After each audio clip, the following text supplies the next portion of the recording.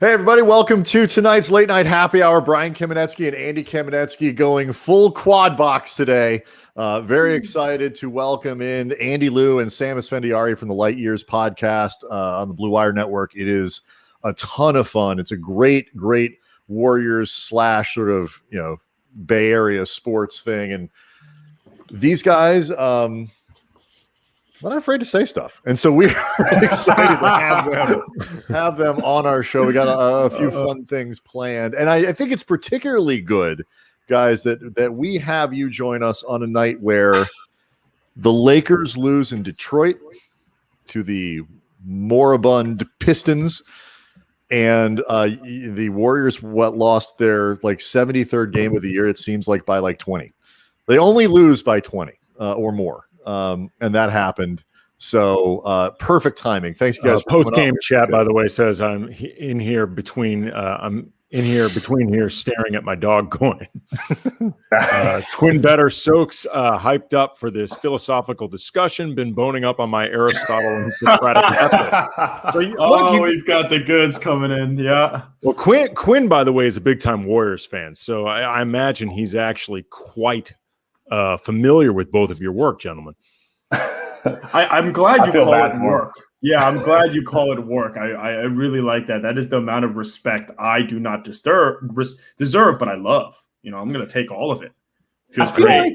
I feel like you guys in Lakers land are the only people who can truly understand the ups and downs of having a coach who's constantly playing mind games.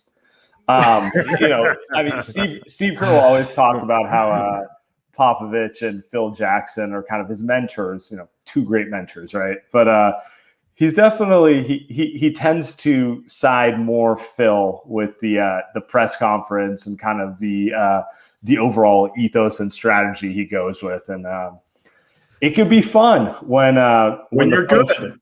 Yeah, it's fun when you're good, but when you're 10-9.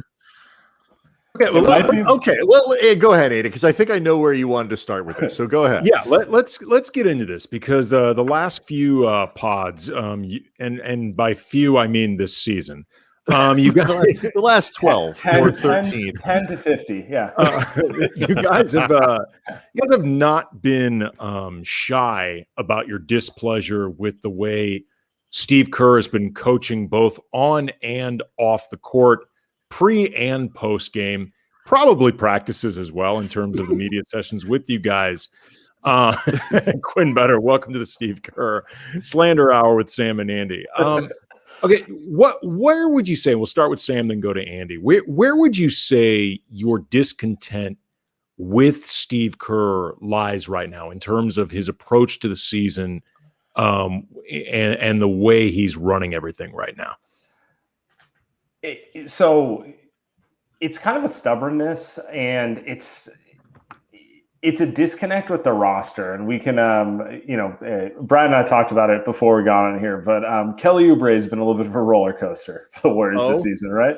Has there been enough part? 1 for 11 is not a roller coaster, guys. That's just bad. Like tonight, he was 1 for 11.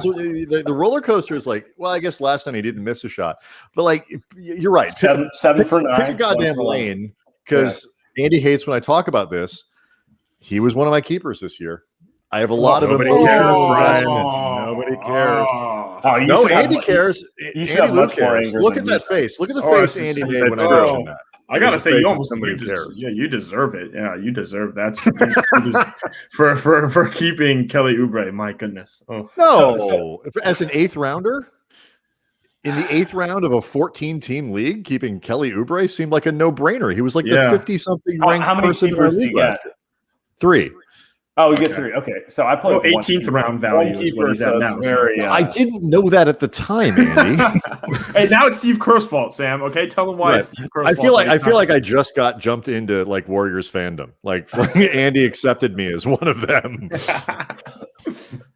So getting back to the point, it's okay. So Kelly Oubre, he can do certain things. I wouldn't necessarily describe him as a playmaker, someone who's looking to pass the ball, so to say. And it just every post-game press conference is kind of, well, they weren't moving the ball. He's not moving the ball. And I'm like, I don't know. I don't ask a child to do quantum physics. Like, it seems pretty common sense to me that, like, you're not asking James Wiseman to be point guard. You're not asking Steph Curry to go post up 30 possessions in a row. That's where the frustration lies. It's trying to fit kind of a square peg into a round hole. And then the defiance, which is a very Phil Jackson quality, in my opinion, where it's like, these guys can't play in my system. It's obviously the GM's fault, not mine, that type of thing, right? So that's kind of, I'd like to think we have more fun with it than like pure anger, but sometimes it comes across with anger when it's a 30-point loss. Well, those things can make people angry. Yes. Everything makes Sam angry, but yes. The flip side, then we'll keep talking about this, because there are, and Sam mentioned this before. We were just kind of BSing before the show started. Like, there is Andy and I were the pre and post game hosts on Lakers broadcasts during what we call the shitty years. When they were winning like 13 games a season and this and that. We did our best to try to like find some silver linings here and there, but like, there's only so many nice things. I liked all the kids and they traded them all. Like, I legitimately, enthusiastically, sincerely talked them up and they traded them all. So, and it worked out. Obviously in the end, the long road led to somewhere great. But, there was a period where I was talking up a lot of these guys and then they kept moving them in part because they thought Paul George was coming. Yeah, that's true. But I feel like there's a lot of with the sort of the Spider-Man meme with the Lakers fan base and the Warriors fan base when things aren't going particularly well. How much? Because I know coming into the season there were a lot of expectations. Klay gets hurt. How much did people really recalibrate those expectations to say, like, fuck it, I've decided that the Warriors are going to be good this year and contend, and that's where I'm staying? It's not about what the Warriors' record is and the expectations of the record. It's about the way that they're getting there. If they had Steph shoot, and I'm not saying this is the right move, if they had Steph shoot and play like James Harden and they were 10-9, I don't think Warriors fans would be pretty. I don't think they'd be pretty. I think they'd be fine. Like, they'd be like, all right, we're not happy with it. Like, we wish we were better, but I think that's more or less okay. But when you've got a coach that to me, you guys live in California, right? You know how politicians are in California. When you got a guy over here who thinks he's the smartest guy, he's always got something to say. He's like pretty good with the media. Are you blaming Steve Kerr for like outdoor dining coming back? Like, where are you going with He's the reason we're in the purple tier. That's Steve Kerr is a politician. He's got a lot to say. He's got a lot to say. He thinks he's the smartest guy. End of the day, really does nothing. It's just, to me, he's doing like what Sam said. He's doing what he's done before. He has a set amount of principles that he wants to teach that he's not going to move away from. And I think that's one. I think that's one of the Quinn Better. The irritating thing is the lack of adjustment because he thinks Malcolm Gladwell is smart. He said, if I spend 10,000 hours, talking to media and making sure I'm liked, he can do everything. I think that's the problem. He thinks he's the smartest guy, and he is one of the smartest people, but he's not willing to make any adjustments, and I think that's a problem right now. What are the adjustments, though? Okay, because part of this, how much of this is an adjustment thing, and how much of it is a talent thing?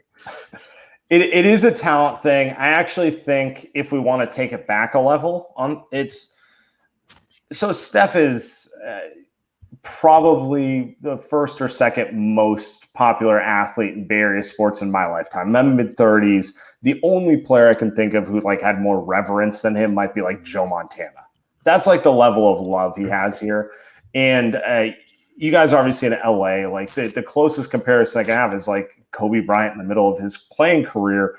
And right now the Warriors are in like 2006 Lakerland, where they know they have this one guy who's special, who you can win around, who matters to a fan base. And it's just kind of, exactly, it is kind of a Spider-Man meme where it's not even a rational anger. It's like, why is Andrew Bynum not 3 years older, or why is James Wiseman not 3 years older? It's like a lot of,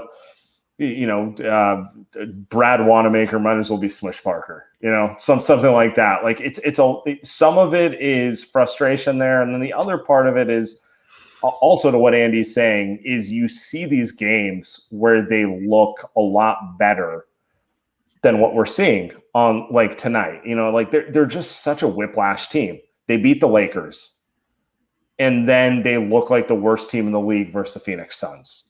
And it's just such an up and down, right?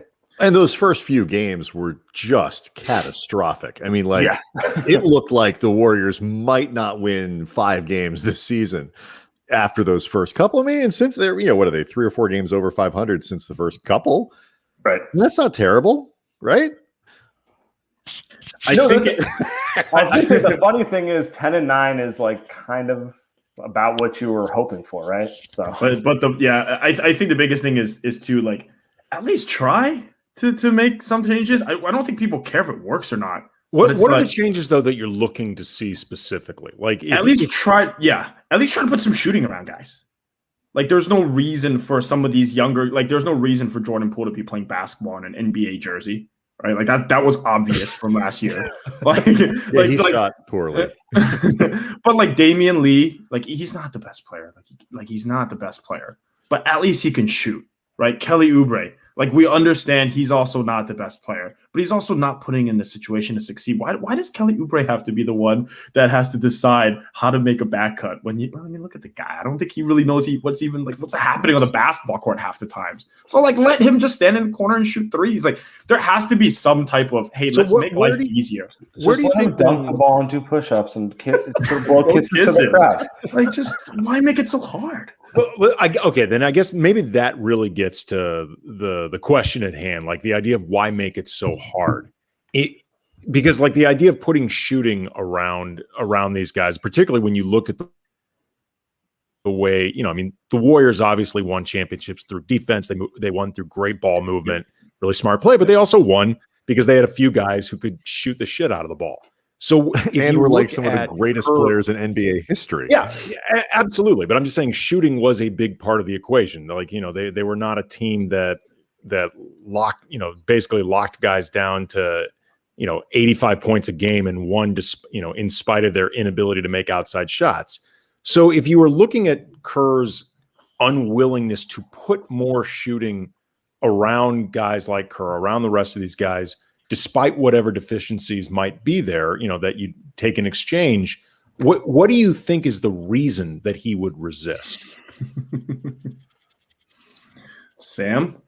Oh, it's my turn? Okay. Sam? Well, this gets back to the overlying stubbornness of Steve Kerr definitely likes multifaceted players. Yep. I don't think he's a big believer in, he's not Daryl Morey. Daryl Morey will be like 63s isn't enough. Take more, right? He kind of has a classic old school, romanticized vision of basketball where it's like move the ball, pass, dribble, cut, like no one over dominate the ball. Yeah, exactly. Hoosiers is a great example. He is a Phil Jackson protege in many ways because of that. So it's a lot of, Kelly Oubre has the potential to do more things than Damian Lee. Objectively true. He's bigger. He's more athletic. You can't teach a 7'2" wingspan. You can't teach like a lot of the physical gifts he has. But when Damian Lee's on the court, people guard him at the 3-point line, which tends to matter. So, and when they do that, Steph Curry has more space. And when Steph Curry has more space, he scores 40 to 50 points. And when Steph Curry scores 40 to 50 points, they have a better chance at winning. So it's a chicken or the egg thing, but it's like, it's a fundamental just difference of opinions, I guess. We do have a lot of questions coming through on the chat, Andy, about your room. Are you hosting a rave tonight? I mean, look, it's been a year plus since I've gone to a rave, guys. It's really depressing. it's really depressing that I can't go to any raves. I'm gonna be 30 this year, and it's just a year gone of raving. It breaks my heart. So are you like now, as the kids would say, rolling? I can't comment on that. I can't comment on that. Look, I mean, no judgment. I mean, we're not like with an organization or whatever. No, like, I will say this: I'm going to judge a little bit if you're hosting a rave and there's at least not a mask rule. I mean, like, I hope you're doing a very responsible rave behind you. Here's the thing. Here's the thing about raves is that a lot of people wear masks anyways.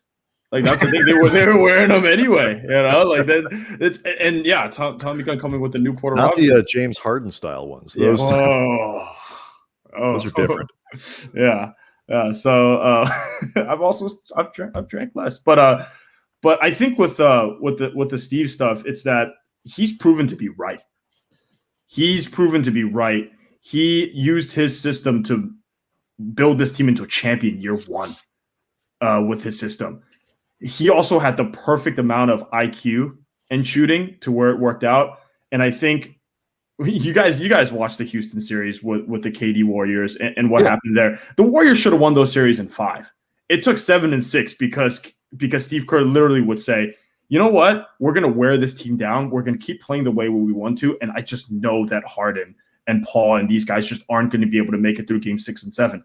Was Steve Kerr right? Yes. Like, he was right.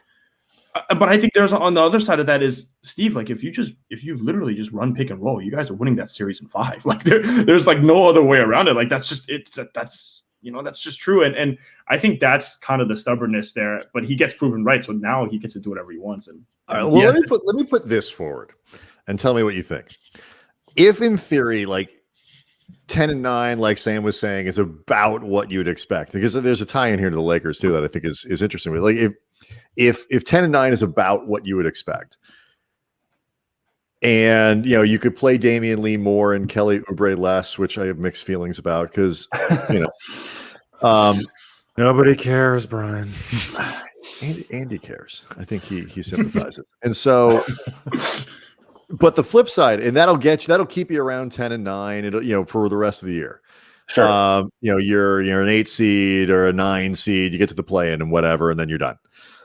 Or if you feel like you have a better chance of finding the absolute ceiling of this team if you can get Oubre to do better. I mean, some of it's just hit shots at a rate that he was hitting them throughout most of his career, right, which isn't even that great, but it's better than 18%. Like, if you can just get the most out of the players that you have in what ought to be the best way for the team to be successful, you have a better chance of having a higher ceiling. But and at worst, you're still going to be eliminated at the same time you would have been anyway. Is there any truth to that? Like, is that reasonable? I do think that's the prevailing wisdom that Steve Kerr's rocking with. Like, it's not illogical to think that way. Like, I think I'm just like, Steve, no amount of film is going to make Kelly Oubre a good passer. Like that's really where I'm at with this. It's like Clockwork Orange style, And I'm sure in like game 50, something's going to click for him and I'm going to look like an idiot. But, it's like, you're not. I'm just, You'll be fine. Just pretend the other 50 games never happened in the other podcasts. They'll get Lonzo Ball. They'll get Andy's guy, Lonzo Ball. Like, they'll get him, and he'll be a perfect fit for this team, like the absolute perfect fit.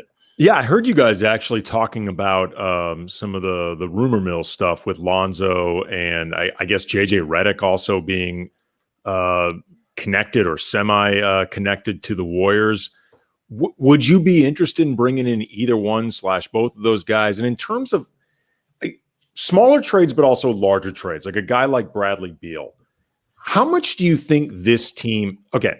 Oh, I see you lighting up, so I can see where this. We just did an hour on that topic. This is going to be a good one for us. Yeah, okay. We're ready. How much would you be willing to break up to bring in Bradley Beal? Like in terms of, I guess, picks, in terms of Wiseman, perhaps. Like, what would you be willing to do to bring in? I mean, because Bradley Beal is a fantastic player. Like, would you be willing to give up someone like that? Let me ask you this. Would you do, from an outsider's perspective, would you do Wiseman, the Minnesota pick, let's say Wiggins for contract for Bradley Beal, and then maybe a poo-poo platter of future first rounders for Bradley Beal, or is that too much? Here's what makes it really difficult. I don't know what Klay's going to look like when he eventually comes back. If I somehow knew that Klay was going to finally come back, stay healthy, yeah, I would do that because you're trying to maximize. You're trying to maximize. It's not maximizing Steph right now, right? I mean, it's the deals the Lakers made in between winning the second of the back-to-back titles and Kobe eventually tearing his Achilles. And, they attached picks to move Derek Fisher. They attached picks to move Luke Walton, stuff like that you pay for eventually. That bill comes due. But they were looking to squeeze every bit of potential out of having Kobe still playing at a high level. And I think I speak for Brian when I say we agreed with all those moves. We thought those were the correct decisions, whether they ended up working well or not. The Ramon Sessions era was not draped in glory. Right. But I supported the move at the time, and I'm not going to turn around and say that I didn't. But I also knew when they did all that they had Pau Gasol healthy, they had Lamar Odom healthy, they had Andrew Bynum healthy. Like there were reasons to do this. If I don't know where Klay stands, I don't know if I'm giving up Wiseman for Beal, because I don't know if Curry, Beal, and an aging Draymond is enough to win a championship. Like, it makes you competitive, but it's a big price for competitive. So we went back and forth, and actually my feeling was the same as yours with regards to Klay Thompson, which is why I kind of, it might get me in trouble with everyone in the Bay Area, but I was like, why would you not include Klay in the trade instead? Because you don't know what he's going to be. Ooh, that's fascinating. You don't know. I mean, just look, I'm not a doctor. I think you guys all know that, but he tore his Achilles. That was our last segment. Exactly. Thanksgiving, right? Everyone's kind of marveling at where Kevin Durant and John Wall are post Achilles. Those guys are 20 months, 24 months off the injury. If we're going to extrapolate that for Klay and say 20 to 24 months, we're talking about 2023, in which case Steph Curry is he's about 35. We're talking, 2022, in the 2023 playoffs. Even if Klay plays next year, you're talking about him being mostly a rehab player who maybe is playing 22 to 25 minutes a game. I don't think it's unrealistic to wonder if, the Klay rehab process and the James Wiseman development process and, this Minnesota pick looks like it's going to convey somewhere, I hope, between 4 and 6. So it should net you a very promising prospect. If all those timelines don't match up with Steph Curry, who's going to turn 33 this spring, and, he's still kind of at the top of his game, but where he is, I think it's a little dicier. Like the Warriors will tell you that they want to do the Spurs thing, where they won't do it. Yeah, they won't do the trade. Yeah, that's I think what Sam's trying to say. The Warriors won't do the trade. Is I think what he's trying to say.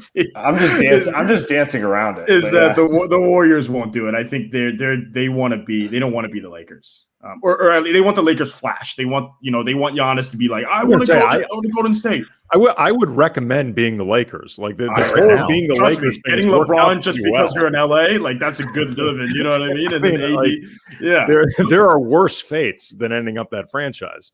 But I don't think that's in terms of like what you just said, Andy, like what you just said in terms of like cashing on. I don't think that's what they want to do. I think they do want to fashion themselves as being smart like the Spurs, although it's like they're not smart right now actually at all. But like they want Wiseman, they want Jalen Suggs, whoever they can get, and then they want to spin this thing forward 10 years and win like 4 more titles.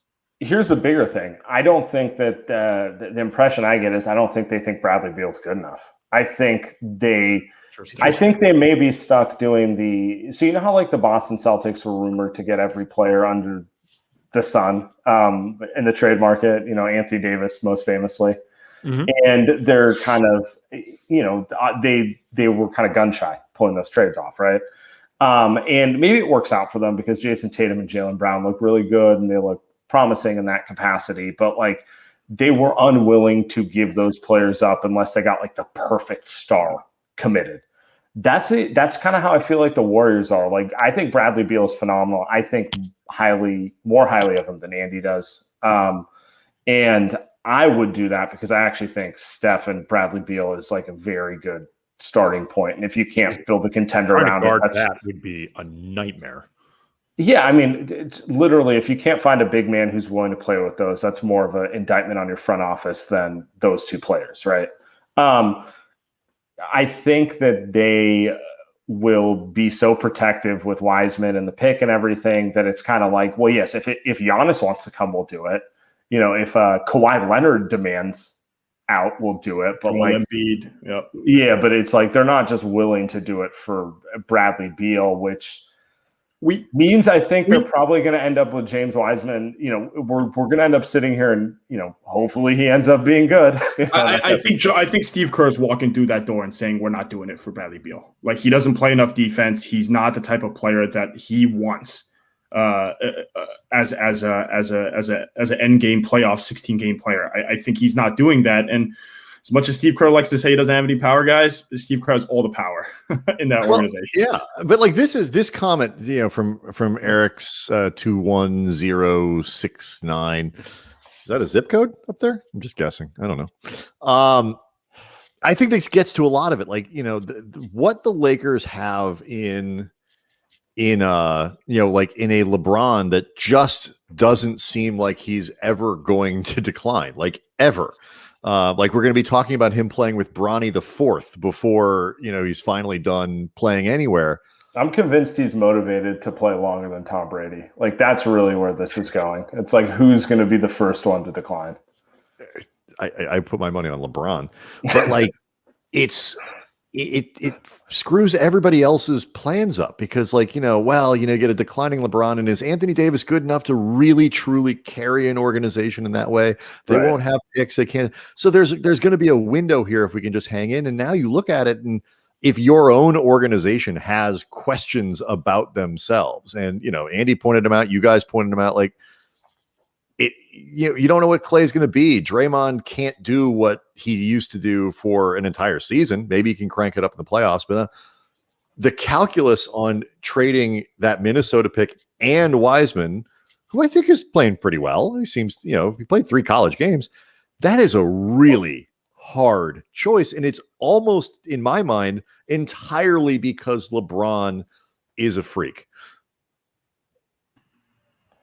You're saying because end of the day, where's the window? You have to beat the Lakers. You have to beat the Lakers. That one I disagree with. That one. And by the way, it should be noted the Clippers are awfully good too if they keep both of those guys around. So it becomes a hard choice because you could not get where you need to go, and then really be screwed for the decade after. That one, okay, I think that's fair for Bradley Beal. But I also think that I disagree with that a little bit, just because I think the Warriors are good enough to win. Like, I don't think they'd be favored, or maybe like you wouldn't put $1,000. Maybe you rather put $1,000 on GameStop right now rather than the Warriors beating them fully healthy, right? But if you can find an app, if you can find an app, like a flex for what you guys get to do the Light Years podcast. I mean, maybe if you just want to, throw out $1,000 or something like that, How much? How much do you think?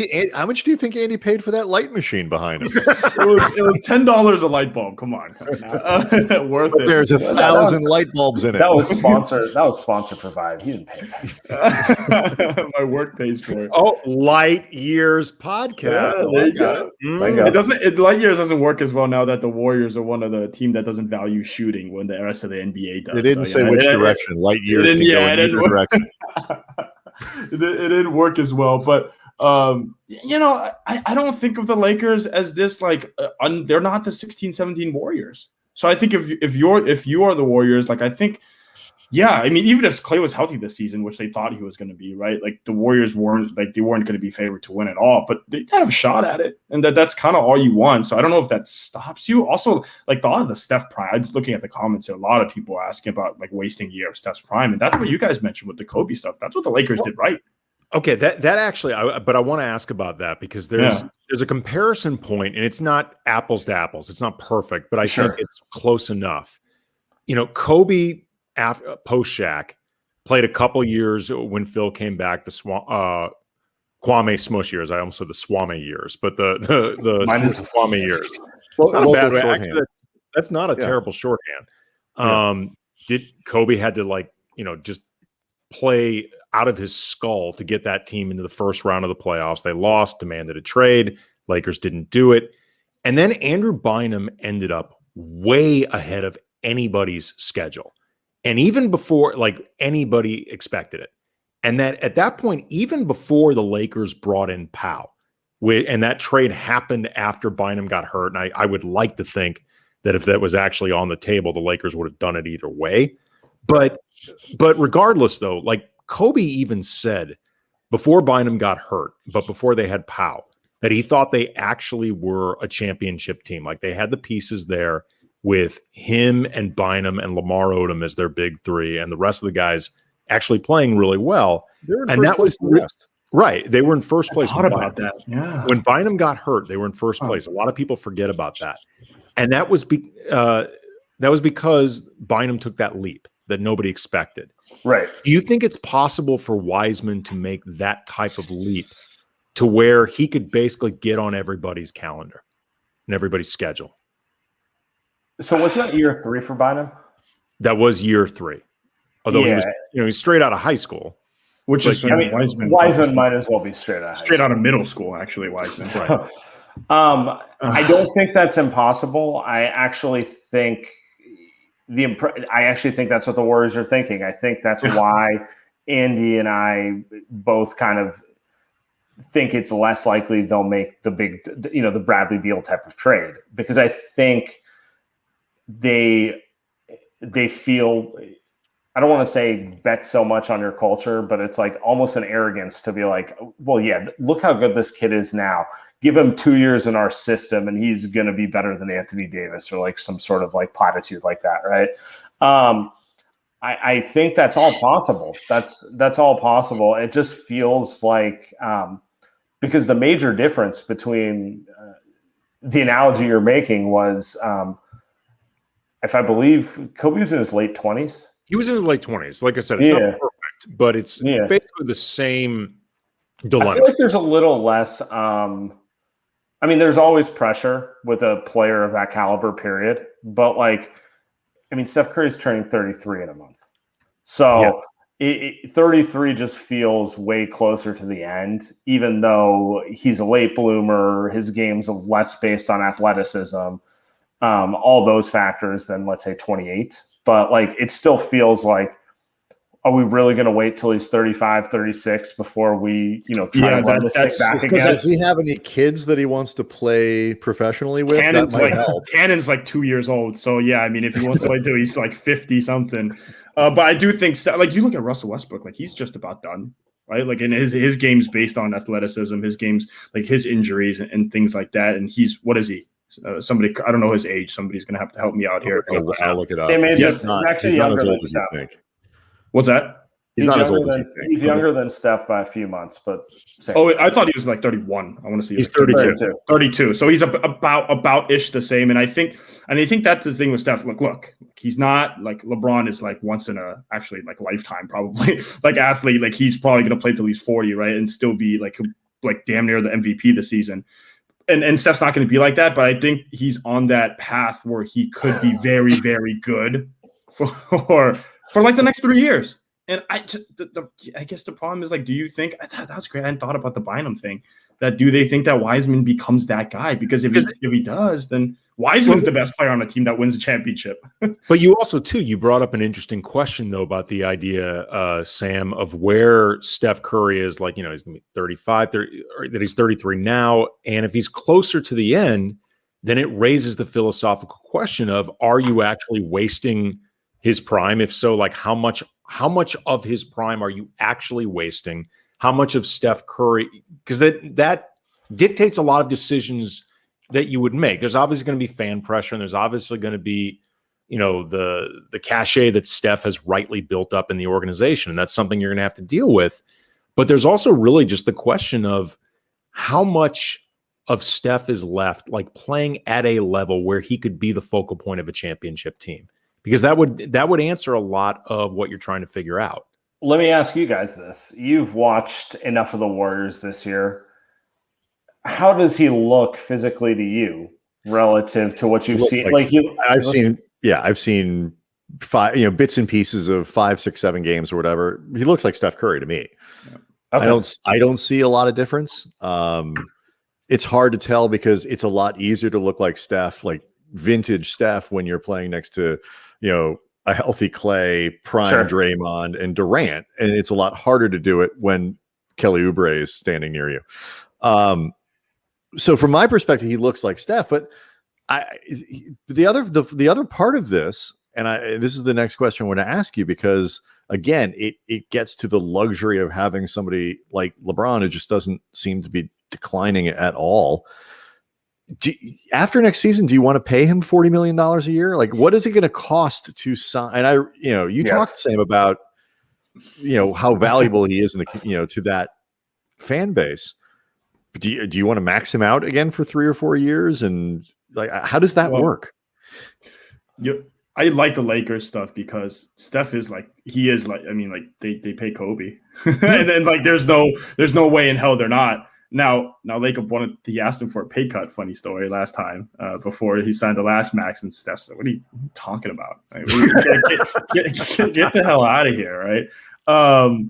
Get the hell out of here." And I think that's probably good comp, because I think that Kobe got a lot of hate because of the way he played or the way he was, and maybe some of that made him underrated. And I think some of that goes with Steph too. Like, I still think Steph is underrated, but yeah, they're paying him whatever he wants. Can you imagine if he walks and goes to Charlotte? But that gets into interesting territory, because if you pay Steph that type of money, then you may be constricting what you can do in terms of building a contender anyway. Right. Like it starts getting into this really tricky territory. Like, Kobe's extension was a very unusual case because they gave it to him basically sight unseen, coming off an Achilles tear. And, he as one does. And yeah, I mean, look, he earned the type of clout to have something like that happen, and he earned that type of tribute. But the truth is, that type of salary, especially the timing of when they gave him the extension, it made team building complicated. I'm not sure how much they could have done anyway with, big time free agents, knowing that this was still Kobe's team, even though Kobe wasn't close to at that level anymore, because physically he wasn't the same guy. Right. But those dynamics make team building complicated.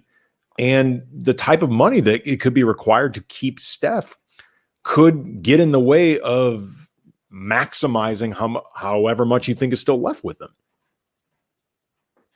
I think you give him what he wants, because there's a myriad of reasons, but you really don't want to be known as the franchise who kicked kind of the best player you ever had to the curb.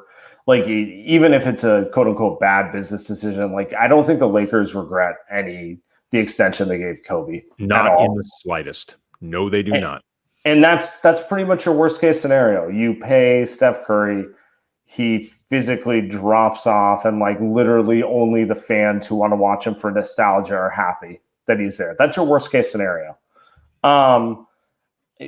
I just think you have to do it, particularly for a franchise who wants to be viewed as a premier franchise. Mm-hmm. And they don't really have the history to say that. We can go through ownership and all that stuff, but like, they're not the Lakers. They don't have Jerry West to Magic Johnson to Kareem and like all these players. Like, that's just not who they are.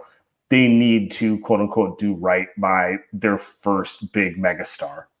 And so, even if that means it hurts your ability to contend, you got to do that. And I think that's just the reality of it. Like, I mean, I don't think Andy and I are rooting for this scenario where they put a garbage team around a 38-year-old Steph and we're just like pretending to watch the old times. But like, it's still better than, I guess, going the route that like every other NBA team goes, where like the guy leaves and they just feel like an empty vessel that doesn't matter. Right? Yeah, they're not trying to be they're trying to be the Lakers. They're not trying to be the freaking New Orleans Pelicans. I guess you could even throw them out there. Literally just lost AD. Right? Like what's funny about that though, and look, I am not here to talk. The Lakers do treat, take this sort of family thing very seriously. Right. It really is. I mean, it's a well-run organization, and I have a lot of respect for especially over the last year, how they've sort of managed to turn things around. Some luck in there, but a lot of good management too. The Kobe thing was, giving Kobe that extension was not just about projecting, look, we take care of our stars and this and that. There was a lot of don't look behind the curtain there too. Like, look, everybody, Kobe's wrapped up. He's not going anywhere. Everything's going to be okay. Don't pay attention. It works 3 times as well now. Yeah. So it's like, there was some self-interest that went beyond, we're just going to do the right thing by our star. Two things can be true at once. And, oftentimes things that are smart and right are also self-interested. But it's not like one didn't have anything to do with the other. So, that's all I'm saying about that.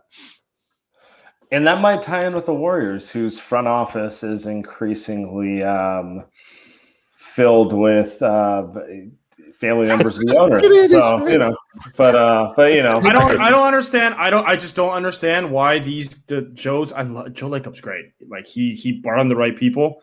He's willing to spend money. What more can you ask for? He kind of says what his opinion is, but he also takes into account other people. The problem is he has his 2 sons running departments that matter and running them into the ground. Versus, I've heard the Lakers do something similar, but at least they're good at their jobs. You know what I mean? At least they're good. The ones they've got left now. Okay, yeah. Right? Exactly. I think that's what Sam's point is, right? Like 6 years ago, we're back to the Spider-Man meme. There you go. and they got his freaking sons running departments, and it's just like, what are you? And these guys are like my age with no experience in basketball. It's like, you might as well put me in there. I'd probably do the same thing. I'll just text other media members, ask their opinion. Like, I don't get.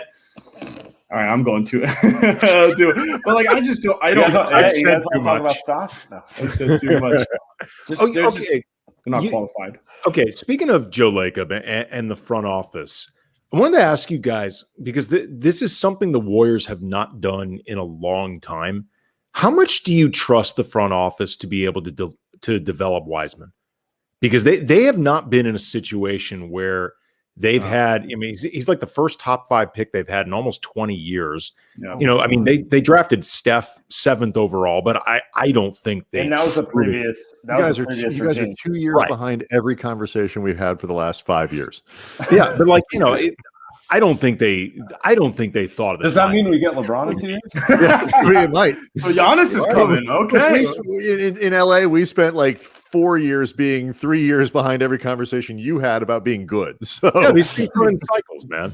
But like this is a really interesting question for them. They have not had a pick with like that type of expectation. Like, you talk top 5, the expectation is we're grooming a star, as opposed to like when they took Harrison Barnes or Steph Curry, where you're hoping you're grooming a really good player, but you don't necessarily expect it to be a superstar.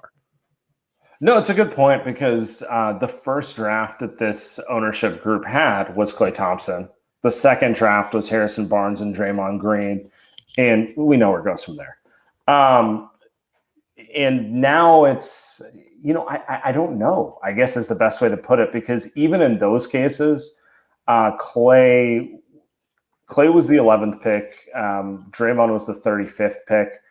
They both exceeded expectations heavily, right? Like, no one thought Klay Thompson was going to be kind of this iconic player, perennial all-star, whatever he became. And Draymond is now just like a stand-in name for every second-round pick. Like, he could be the next Draymond Green, that type of thing, right?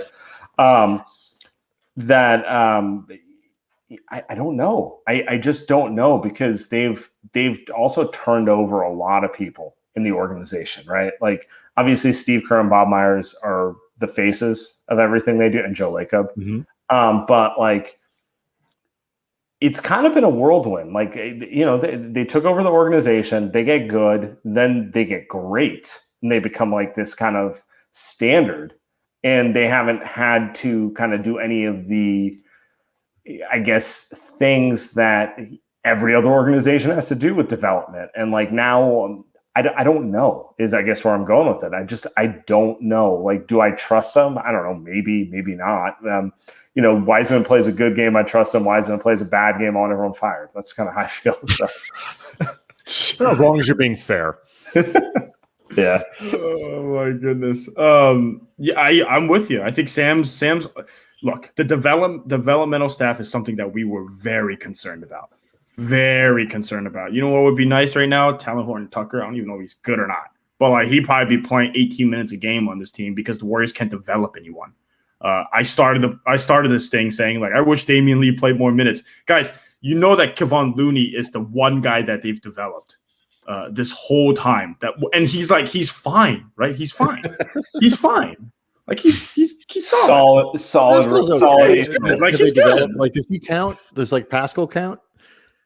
He's all right.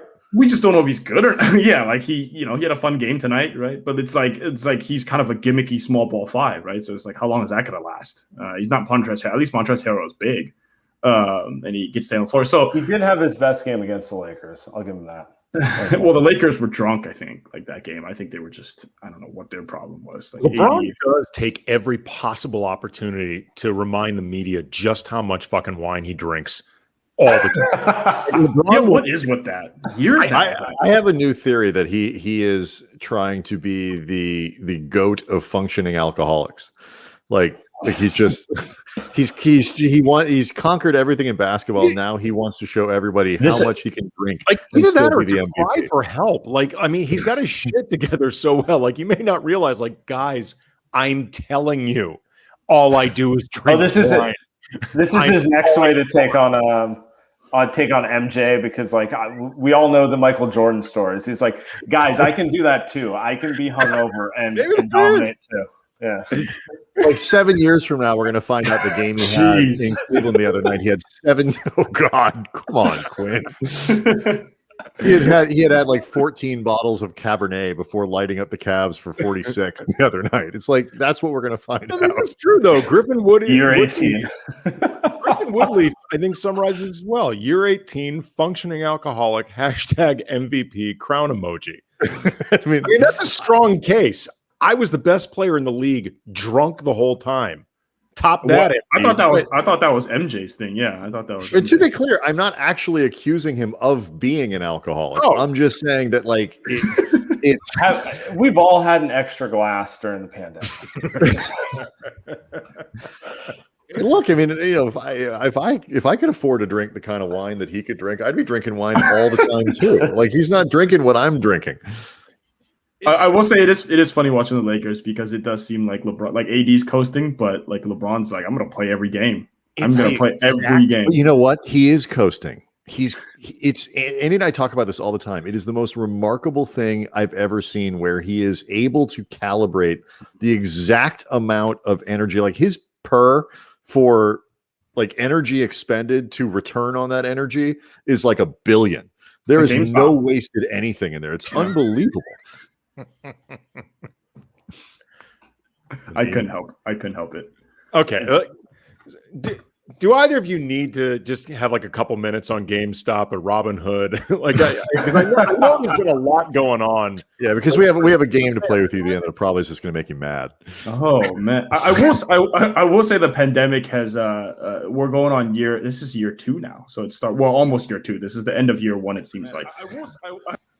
But I have found just like really random things to do, and part of that involves stocks. So like, there's nothing else to do all day. You know, I've podcasted more than ever before. What's your name on Reddit, Andy? Sam Esfandiari.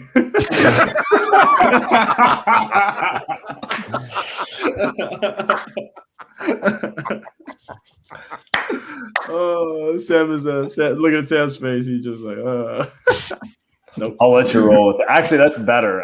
Anything that goes against me, I'm going to say you were posing as me. Makes it much better for me. Monty, I was surprised you didn't say Steve Kerr. So the thing is, they love it. What you need to know about Warriors players, coaches, scouts, all of that is they tend to hate me. They love Sam. It's how the Light Years pod works. They're always like, what is this guy tweeting about? Like, what is this problem? And then they go around and they're like best friends with Sam. It's like how it was with KD. It's really like the best relationship. Andy gonna get Sam investigated for insider trading. And that's how I'm done. What do you guys think of the whole? I mean, it's a more fun story than the shirtless guys in Viking hats storming the Capitol. Yeah, right? no, I like the GameStop thing more than that. I like it less than the Hilaria Baldwin story. I am in the mood for things that are completely frivolous. And as much as I like the GameStop kind of the concept behind it of these hedge fund managers have been able to play by a different set of rules than normal people get to when they trade. The people are going to lose money. Like there are regular people who don't realize that GameStop is not worth $387 a share or whatever it is, and it's if they can't get out of their position or got in late or bought at 300, and sure, regular people are going to lose money, and that makes me sad. Whereas the Hilaria Baldwin story is just really stupid. I don't know about this, guys. What's going on here? Oh, this one, Andy, you'll appreciate this one. Actually, I'm surprised I didn't tell you about this one. So, Brian, please. Okay, so basically, Hilaria Baldwin, who is Alec Baldwin's wife, was sort of found to be faking an entire Spanish background and heritage. She grew up in Connecticut, and like everybody called her Hillary when she was a kid, and basically kind of adopted this persona and this character as part of, I guess, to Andy, your theory, Andy Kamenetsky, your theory is to make her more interesting to Alec Baldwin. My theory is that, my theory, because apparently she's been doing this thing even before she was with Alec Baldwin. It just got accentuated upon dating and then marrying him. I honestly think she didn't want to be seen as a basic white girl. Like, that's my theory. She thought that she was basic and boring and started playing up because I guess her family grew up. She went to Spain like a few times. I think like Mallorca, and like she spent some time there, and then her parents, I think upon her going to college and stuff, like really started living there. And she just started taking on this affect of being from there and like playing up that part of her life. And then it started shifting into heritage. It's like I don't know, like the white girl version of Rachel Dolezal or something.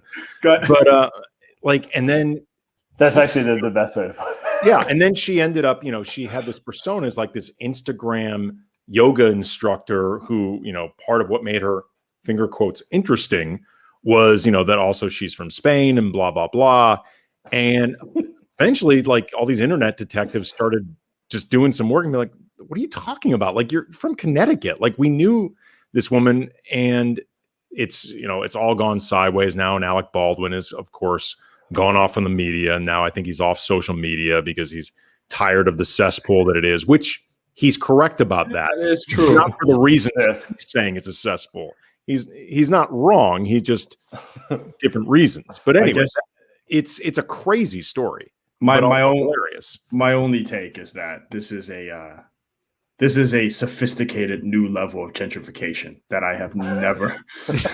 I gotta applaud it. This is just fantastic. In fairness to her, Andy and I both started this show because we were worried about being basic white girls too. So I certainly sympathize. Yeah, but so this GameStop thing, like, how much game are you like a primary share owner of GameStop now? Do you run the board? My friends were all up on it. How much have you bought? I've shifted all my money to AMC. I'm holding in theaters. They're coming back. Just wait, guys. They're coming back. $8 buck popcorn, we now know who to blame. I miss the theaters. I'm a theater guy, so I miss the theaters. I miss just kind of. I miss movie hopping. I miss watching 4 movies or 3 movies in one day. That was the best. It's the That was best. the best. Like looking around for that usher, and then you immediately duck into that other theater and just slump down until the next movie starts. Oh, it's good stuff. It was good, just shitty hot dogs and just too much butter on popcorn. I'm a big movie trailer guy. I love like 15 minutes of trailers. I don't get these people who complain that there are too many trailers. Yeah. Like I swear, man, I would pay to watch just 2 hours of trailers. Yeah. Oh my God. I do have a complaint though. Nowadays, have you seen, like, I was watching Godzilla Kong trailer. It was like 4 minutes. Why do we need a 4-minute trailer? Like, I know the entire plot and ending with these trailers now. It's like too long. Oh, you found the excitement. I didn't see that. Like the trailers for movies in like the 80s were like 11 minutes long. Oh, like if you go back and watch the original trailer for Star Wars, it like includes footage from Return of the Jedi. Like it's that long. I don't. What that's yeah. It's I was saying it's too much. Like I give me a minute. I just need a glimpse. Yeah, I don't like commercials. Like the commercials can get a little bit aggravating, but trailers, dude, more. You can't give me enough trailers. Yeah.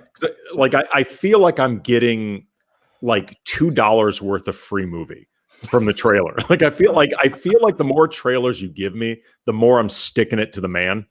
Like now you guys got me thinking. I can't remember the last movie I saw in the theater. Like obviously it was pre-pandemic, but I'm literally struggling to think of what that movie was because like I'm not like every weekend kind of.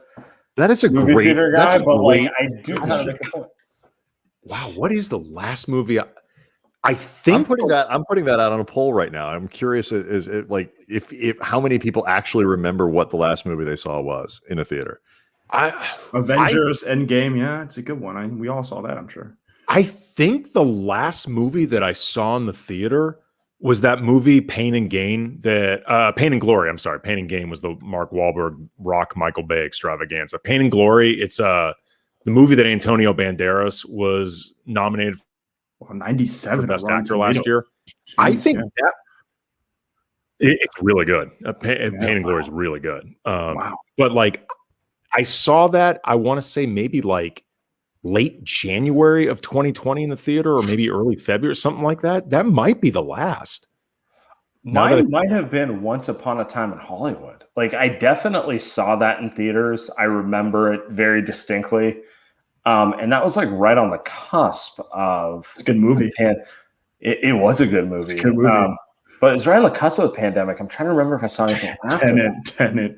That movie was such a shit show. I still haven't seen it. Absolutely. Still haven't seen it. I don't know if you're missing much. It's classic. I think Nolan is a caricature of himself in that movie. He's just doing shit. He's like Steve Kerr is just doing stuff at this point. And just to wrap it all back, guys. Yeah, full circle. He needed to assemble some shooting around that cast, and he couldn't do it. Actually, the craziest thing about Tenet that I remember, again, having not seen the movie, is that apparently the economics in Hollywood are such that it's actually cheaper to actually crash a real airplane into a hangar than it is to like CGI that. Like they did that for real because it was cheaper. That to me is crazy. Yeah, they actually crashed a plane. I haven't seen the movie, but there's apparently a huge plane crash scene, and that was real. It was not CGI. It was not computer animation, graphics, anything like that. They actually crashed it. And I thought that was an example of like Christopher Nolan just being like what you're talking about, Andy, just like absurdly decadent and ridiculous. It turns out, no, it was cheaper. What kind of world do we live in where that's cheaper? Like that in and of itself explains some of the problems we have. Sounds like America. I was going to say that does sound like it makes sense. All right. I haven't seen Tenet, so let's keep the spoilers. Yeah, I don't think we can spoil. Nobody gets it. I don't think anybody can spoil it, Sam. So you couldn't spoil it from if you wanted to. It's like Steve Kerr's offense. Nobody freaking understands it. Like it doesn't make any damn sense. It's just Kelly Oubre running pick and rolls. Yeah, for no reason. Why? Inverted bullets. What are we talking about here? All right, so before the inverted bullet offense. What is that? Inverted bullet offense. Oh, here's a good one. Uncut Gems. That's somebody that they said they saw. I did see that in the theater, but I think I saw it before Pain and Glory. I thought that was Netflix. That was that one was a. I watched that. I definitely watched that one, not in the theaters. I remember It's a tense movie. It's a very, very tense movie. The Invisible Man. That's one. Was supposed to be not bad? No, I've heard that's really good. I've heard that's actually very good. 1917. 1917 is very good. That was a good movie. That one. The answer for me is something I took my kids to, because that's the only thing that I can. Those are the only movies I see in theaters anymore. Right. Sabrina Merchant said, Sonic. Sabrina Merchant said Knives Out. Actually, by the way, my wife took my daughter and Brian's two oldest to Sonic. They loved it. She said it's actually really good. Like, it's actually a really fun movie. She was shocked. All right. So we do, because people have been demanding it. We do have a game that we want to play before we let you go. It's just a simple word association. So I'm going to put a picture up on the screen, and I want you guys to just first words that pop out of your mouth. Okay. Oh boy. So here we go. Sounds keeping in mind, for people, our local audience, these are guys from the Bay Area. So we try to put a little flavor in there and all that. But so we'll start with this. Taco Bell. Taco Bell. I don't even know, like white woman. That's Andy's dog. Isn't she cute? Okay. Really cute. Yeah, I agree. Okay, here we go. Dogs, not big dogs. Okay, let's keep going. Inverted bullets. Now I've got it in my head. Troll. Confusing. Okay, next one. More trolling. Yeah. He does not care. He just does not care. That's okay. We'll keep going here. Don't let him around my girlfriend. I was trying to explain Kelly Oubre to my wife the other day, and I was like, the first thing you have to understand is, like, literally everybody thinks he's the hottest player in the NBA. And he might be. I mean, he really is a gorgeous human being. And I showed her a picture, and she was like, "Oh yeah, I see that." All right, so here, okay, we'll continue. So much. What's wrong with his hairline? That's the face you get when Andy tweets. I got a story. I got one more story about Steve. Maybe before we get out of here. Okay, a little bit of a palate cleanser here. Oh, hey! Yes, there we go. Absolutely. Hey, uncalled for. Come on. Hey, by the way, there is Kyle Shanahan, Steve Kerr comparisons. That is, come on. God, that hurts me. It hurts me. That's a future Niner quarterback. Kirk Cousins. Okay, continuing.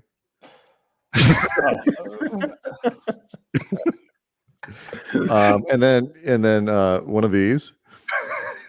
It's delicious. I think. Why am I thinking of Rudy Gobert? Why am I thinking of? That's a delicious San Francisco sourdough loaf.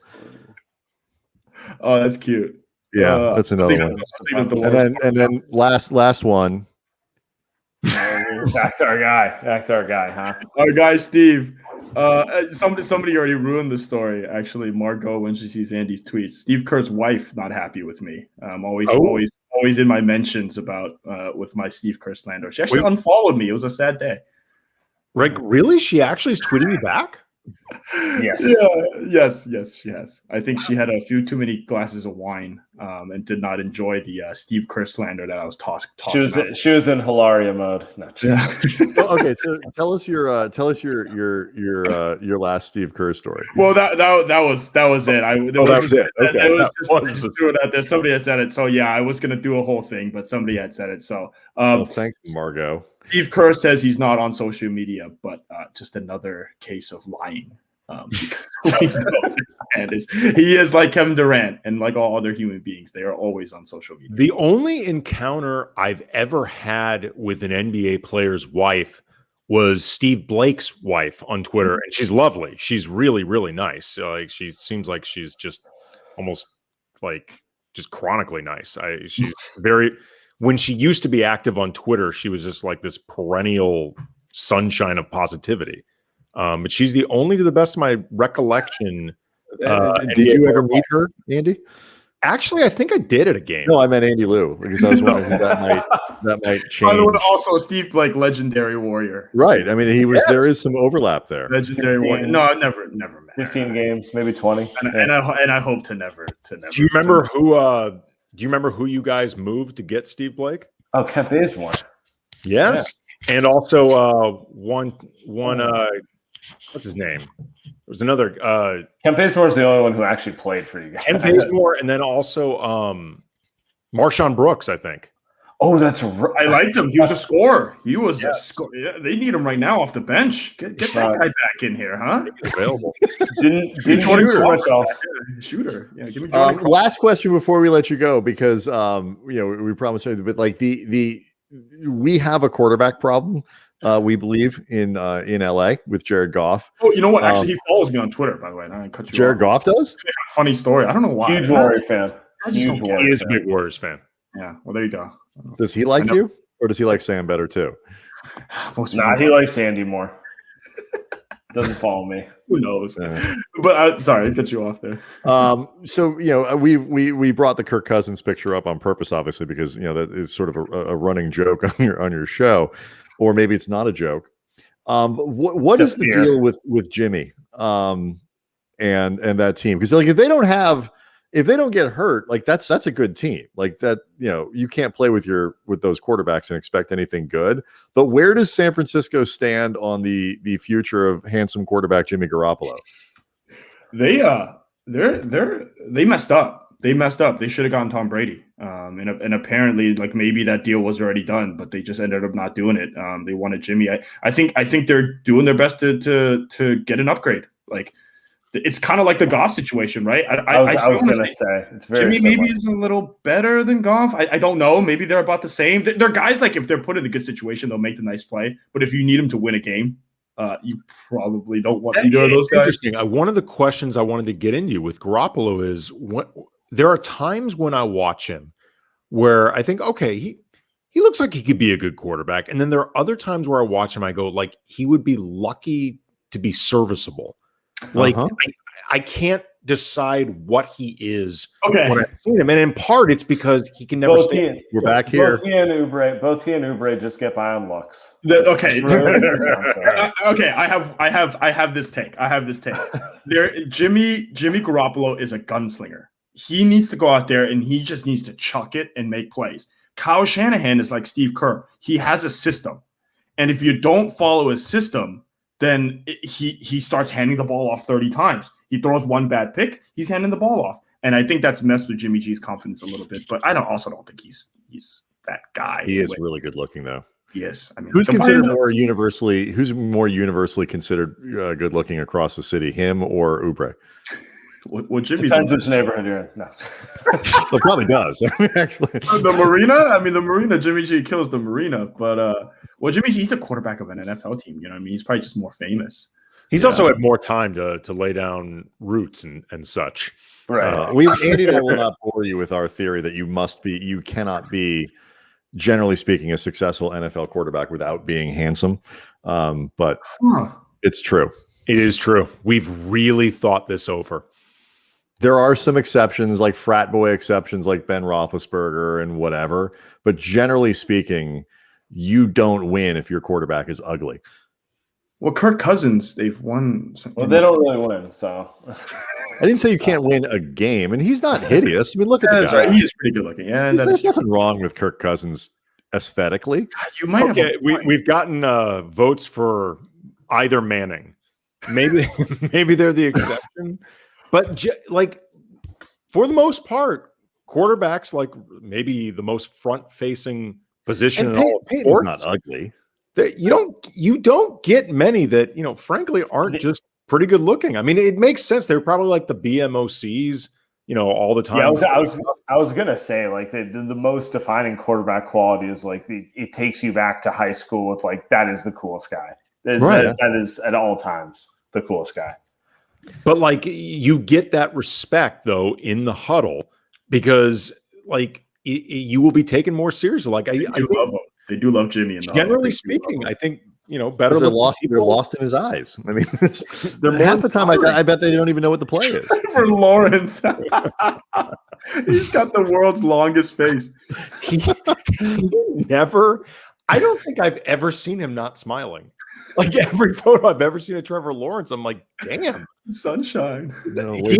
He is sunshine. Remember the Titans. Sunshine. Jacksonville will wipe the smile off anyone. There's going to be tested a lot of levels. Jesus. All right. Sam Esfandiari and Andy Liu. This was a ton of fun. The Light Years podcast. Everybody should go listen to it. It is a great way to keep up with, if you're a Lakers fan, it's a great way to keep up with our Spider-Man meme friends up north, because we are clearly cycling like 3 or 4 years aside from each other. And so what they're going through now, if we're not careful down here, could be our future. This was a lot of fun. We're glad we were able to get you guys on. Thanks so much for doing it.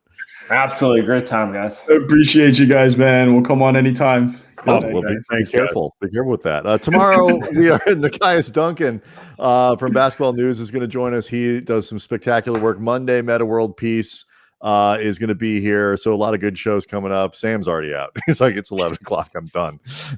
Andy's got a rave to go to, and we'll see everybody tomorrow. Dank you, Niederland.